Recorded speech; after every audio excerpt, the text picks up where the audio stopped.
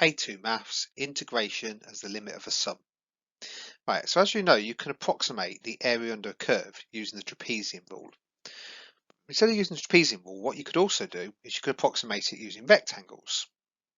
Okay, so there you go. There's an example of how you could approximate the area under this curve using two rectangles.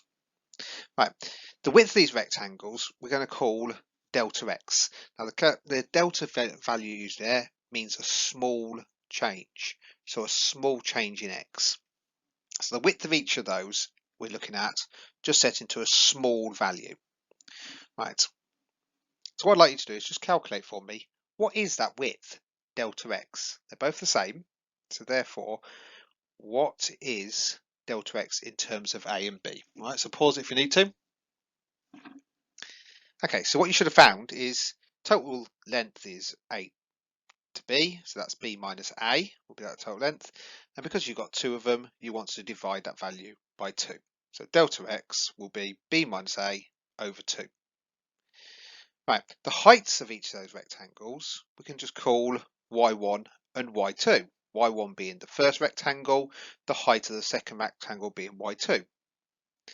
What's the approximate area under the curve in terms of their heights, y1 and y2, and the width, which is delta x? Okay, so just pause there, have a think about it. Okay, so well done if you managed to get the area under the curve is the area of the two rectangles. So it would be height, y1, times by width, delta x. Height, y2, times by width, delta x. And the total area will be you adding those two together. Now we can factorise this, couldn't we? We could actually pull out the delta x, because it's common in both bits.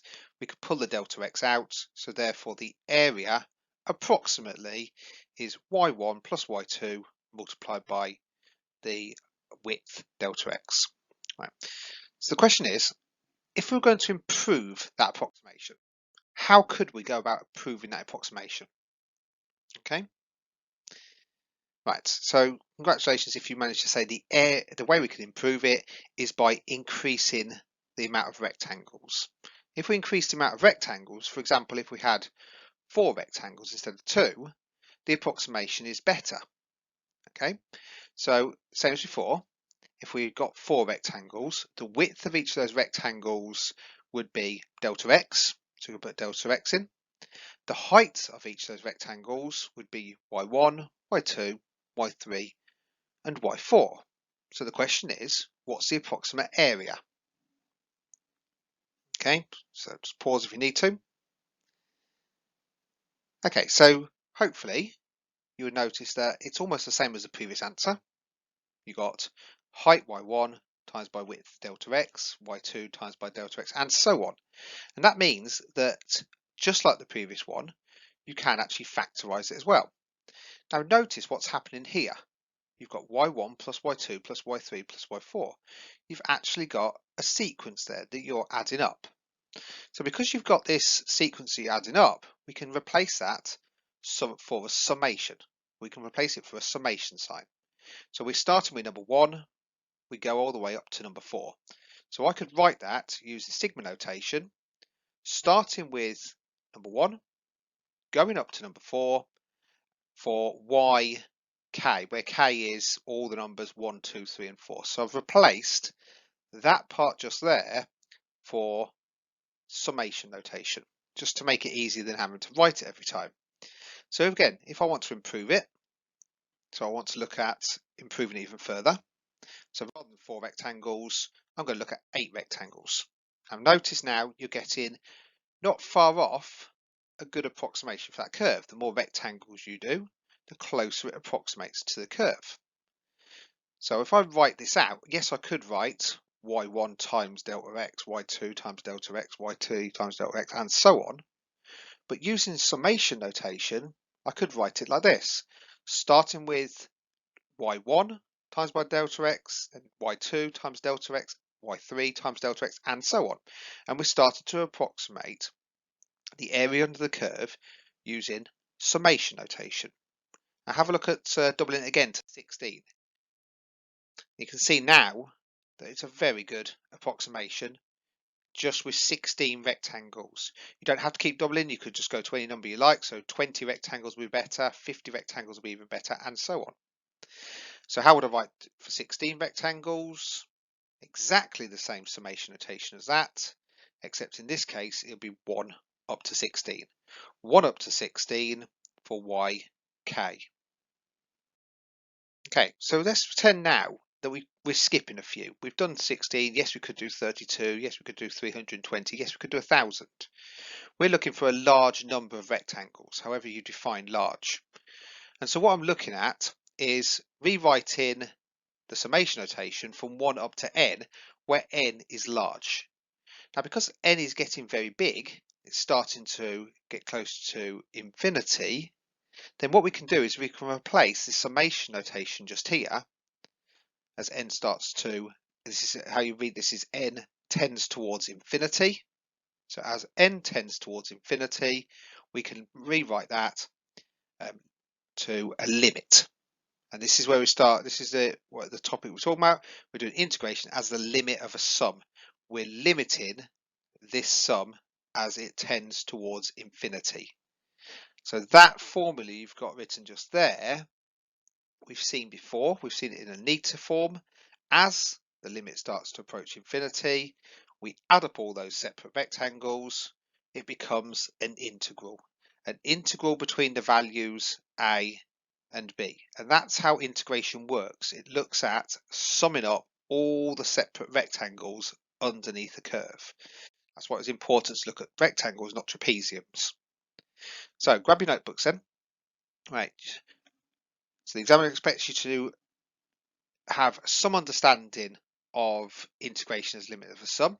They're very limited on what they can actually ask you to do with it, but they do expect you to understand how integration works. So you can approximate the area under a curve between A and B using rectangles, as we just saw. Rectangles under a curve. Now, as those rectangles get thinner and thinner, your approximation gets better and better. So the more rectangles you have, the better it gets. Now we're talking a very large number of rectangles. Okay, so we're talking about the number of rectangles tending towards infinity. Now, if that's the case, you could write down the limit of the sum as n tends towards infinity is exactly the same as this integration notation. Those two things are identical. Now we don't usually write this, we don't need to write this because we've got a shorthand notation for it using the integration. Notice a couple of similarities there, the dx, and that's where the dx comes from there. Right, so where the yk is the height of each of the respective rectangles and delta x is the width. So you're adding up the height times the width, which is where the formula for a rectangle comes from. Adding up those two parts. Okay, pause if you need to. Right, so let's have a quick look at how the examiner might expect you to do this to show some sort of understanding. So work out the approximate area under the curve y equals 2x squared plus x plus 3 between the values of 1 and 3 with 4 rectangles. So they might expect you just to look at a basic summation to show that the area under a curve can be approximated using rectangles, very similar to your trapezium rule. So what we need to do first of all is we need to decide on the size of delta x. And notice that when you work out delta x, you use exactly the same formula as you do for the trapezium rule for working out h. It's identical. B minus a divided by 4 strips or 4 rectangles. So 3 minus 1 is 2. 2 divided by 4 gets you, in this case, a half. So I know that each of these values, 1, 1.5, and so on, will go up. So there we go. 1.5, 2, 2.5, 3 fits in perfectly. What I can do now is, because I know those values and I know the formula, y equals 2x squared plus x plus 3, I can work out the heights of each of those rectangles. So the height of the first rectangle is going to be 6. The height of the second rectangle would be 9. and so on. This one would get you a height of 13 when I put 2 into it, and 2.5 gets me a height of 18. So therefore, now I've got the heights and I know the width, I can work out the area under the curve.